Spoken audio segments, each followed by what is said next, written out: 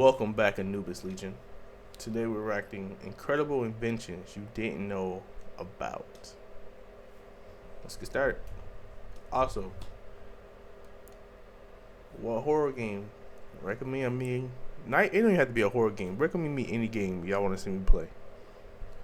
I'm pretty sure I'm gonna post my first game. If not, it's gonna be after the next video. It's gonna be my fourth video or my fifth video. Stay tuned. Humans have created some remarkable things over the last couple of centuries. Technologies that were once just fantastical We gotta see how far humanity came since I've been gone. dreams have become reality and changed our lives for the better, like smartphones, spaceships, and the internet. But it's not always been great. Seriously, selfie toasters? Who in the heck needs that? Okay, well, that aside, there are some truly incredible inventions out there right now that you probably didn't even know about. From robot valets to AI cameras, here are some awesome modern inventions you might have missed. Be amazed. Parking Pal. When you're in a rush to get somewhere, the last thing you need is to hunt down a parking space in a super busy parking lot. Is that one? No, there's a bike parked there. How about, that idiot's double parked. Oh, there's one. Oh, come on, that's just mean. It's so frustrating. But thanks to Hikvision, now robots can find a space for your car in one of the world's first automated parking system programs. These flat board-like stands are being tested in Wuzhen, China. When you enter the parking lot, you drive your car onto a stand, at which point the robot will move and rotate the vehicle via sensors into an available space. How do the robots move, you ask? Well, the technology is very familiar to us already. Like a phone, it uses 5G for communication. This enables it to bring your car back to you through a ticket machine, which takes note of your parking number. Even better, this system can be implemented in both indoor and outdoor parking lots. Supposedly, these robots could increase free spaces by 40% and are able to deal with 500 cars at any given time. This seems like a pretty extreme situation for our own parking lot problem, but when people like this exist, I can certainly see the need. A view from a vein. If you've ever had your blood taken, you'll know that locating a vein can be a pain, literally. Depending on your vascularity, it can require pressure sleeves, tourniquets, and multiple painful attempts to find a vein under the skin. What could make this process better? The Vein Viewer Vision 2, that's what. Not only does it sound like a super cool gadget from a spy movie, but it actually increases first puncture success by up to 100%. But how? Well, it projects near-infrared light, which is absorbed by your blood and tissue. The vein viewer then captures, processes, and displays this information in real time, providing an accurate image of the patient's blood pattern directly beneath the skin. Not only does this save patients from multiple puncture attempts, but it can also identify a blood pattern running as deep as 15 millimeters beneath the skin. This allows medical staff to see peripheral veins, valves, and assess in real time the refill and flushing of veins without needing to send you off for more tests.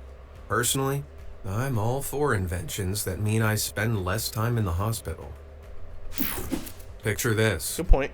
Modern smartphones contain built-in cameras that are so advanced they can challenge the capabilities of some professional cameras. And with the use of artificial intelligence, or AI, on the rapid rise, the two are merging together pretty quickly. Proof of this can be found in Paragraphica, a text-to-image camera that uses AI and location data to take a photo. It uses the address, weather, and time of day, and collects this data from your surroundings using APIs, application programming interfaces. These are essentially how devices talk to one another and how they convert information into something we understand, like codes in the background running programs and apps on our phones. This means that the photo you take isn't just a snapshot, but a visual reflection of how the AI sees where you are. The viewfinder displays a real-time description of your location, and by pressing the trigger, the camera will create a visual representation of it. There are also So it don't take pictures. Okay, so it don't take pictures of what you're pointing at, but it takes picture of the area you in, plus the weather, and something else. And then an AI.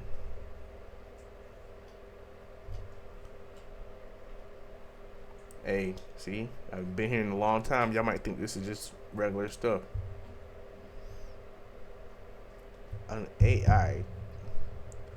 I believe he creates an image of what he believes with those conditions and settings is what that looks like. Do I got that right? dials that let you control the data and info written for the AI to take a photo. The first dial is like a focal length on a normal camera, but it controls how far the camera will search for data on the location. The second controls are equivalent to film grain, the noise for the AI capture process. The noise for the AI. The noise for the AI. How can a noise pinpoint a place? I give you high winds. That's fucking anywhere with a storm. Right? Am I wrong? Hey, here at Anubis Legion, listen. Here at our channel, we're gonna take accountability. Let me know if I'm wrong. Like variations in light and blur. The third controls the guidance scale, which means you can increase or decrease how closely you want the AI to follow the written prompt in the final photo. Increasing it will make the AI follow the paragraph more closely and vice versa. It could be the perfect camera for taking out blurry passerby when trying to snap a cute photo at a tourist attraction, or getting the best shot of a beautiful sunset. Sounds like a picture-perfect invention. Slide walkers. What is those? You ever wish you could walk faster than you do, without expending any extra effort? If I could cruise through life like I was on a never-ending travelator, that would be very useful for me. I'd never be late for anything ever again. Clearly, Frederick Huawei Qiang felt the same way, because they designed city gliders, a whole new generation of footwear. Aiming to give wearers easier mobility and faster speeds, the city gliders can move up to 10% faster by utilizing a pneumatic system built into the sole of the shoe, propelling the wearer forwards. It's just like stepping onto a travelator because the design naturally increases your walking speed by up to 21%. If you take someone from a big city like London, for example, studies show they will walk roughly 2.5 miles every day. With the city gliders, they could cover even more ground in the same amount of time, with a boost of about 1/4 mile. My only worry would be bumping into everyone in a crowded city. But if everyone had a pair, we'd all be gliding through the streets. Need a seat? I still need like an example. If you're a little older, like me, then you'll know kneeling ain't as easy as it used to be. Something that seemed so simple a few years ago now riddles you with aches and pains. Especially y'all having those type of problems? If you're kneeling for hours to do some DIY gardening or any other elder millennial tasks. Luckily, the knee seat from PaveTech exists. Oh, I've seen that. For $50, before. This seat straps onto your leg like a brace, and then when bent, transforms into a self-supported seat that protects your knees and ankles while you're kneeling. Whatever surface you come across, however hard or tough, the knee seat lets you lean comfortably on the ground without breaking your back or your bank. It also saves you from dragging a stool or chair around with you, so it's pretty convenient too. How come I've never seen these before? I've seen them. They look ingenious. Yes, get it? Ingenious. Look, I'm old, achy, and tired. That's the best I could do. Push the button. At this point, is there anything your smartphone can't do? You can charge it wirelessly, pay for things with it, use your voice assistant to do things without even touching it. What else could possibly advance smartphone technology further than it's already gone? He asked us a question. Now let's think. X-ray. Give us X-ray. Give us X-ray. No. Never mind. No. Perverts are out there. Got one. Item finder. Woo! Like, it locates treasures that has been lost. Like, who? I'm pretty sure there's some type of kings out there that has buried treasure that no one's found yet. But you have to, like... Dang, that means if they found it, that means the government already found it. There's probably nothing in there. Alright, never mind. Scrap that one. I'm thinking too big. What if I think smaller? Oh. No, it's an Apple Watch. Alright, help me down in the comments. Enter what do you think they should add haptics. Researchers from Carnegie Mellon University have developed this mechanism to transform your phone's screen from flat to functional. The technology makes the screen reactively malleable, so the screen changes shape, forming buttons you can physically press down on. So the fluid-filled... All due respect to you, that is literally useless. Nothing's changing except for the visual, how it looks, the visual cue. Am I wrong? Nothing's changing. Nothing's changing except for the way it looks when you press it. Screens, which are able to adapt to the display and form shapes in a split second. This liquid is carried by the applied electric voltage inside the surface, allowing raised, textured bumps to appear, called electro-osmotic pumps, that are just 1.5 millimeters in thickness. But why would we need this? Well, this tech would improve smartphone use for people with visual impairments.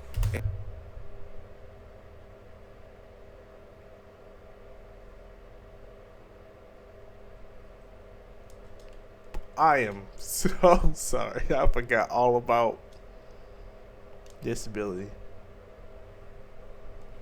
Great invention, man. Great invention. Like, see, you're thinking before I can even think about it, and I'm the god of death. I've seen everything. And good job. And they're also raised enough to enhance the connection users have with the interface for tasks like typing or gaming. The feedback you get from feeling a change on the surface is called haptic or tactile feedback, and it's key for navigating the world around us, like telling one button apart from another. But with phones evolving into tools that we use for a wide variety of tasks, not just typing, haptics were largely left behind in favor of a single, smooth screen.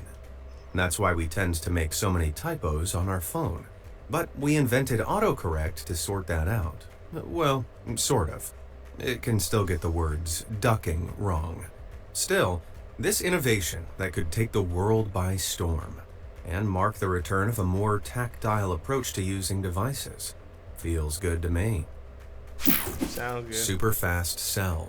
What is this? Charging your phone takes 1 to 2 hours usually, though it can feel like a lifetime, especially if you're in a rush. However, that could change thanks to the Store.company. These guys created phone batteries and chargers that can fully charge your phone in 30 minutes. Wait, no, I misread that. 30 seconds. How is that possible? Well, it uses nanotechnology, specifically a nanoparticle silicon hybrid, assembled into an extremely fast charging battery. Hold on. Now, do you think the big companies would pick this up and sign a contract for them so they could put this in their new chargers? Nope. Nope. We'll probably see this on this video right here and never see it again. They probably got to invent their own freaking phone company and everything for them to use their own thing. That market is very, very tight, bro. Not only are the materials this uses better for the environment, but the company's CEO claims that they're 20% more power efficient, capable of storing a higher charge faster than regular batteries. Unfortunately, they were never put to market. Told you. Instead, StoreDot are now developing a silicon-based vehicle battery, which is projected for... You see why they had to think about other things. Why? Because no company, they make money off these chargers. If it's messing with their monetary, they don't want to do it. release in 2025. The phone Humans. charger was supposed to make its grand debut back in... This is literally the reason why y'all have not evolved to the point where y'all can go out of space. It's because selfish humans like this. I'm a guide. I've lived through every era you can think about.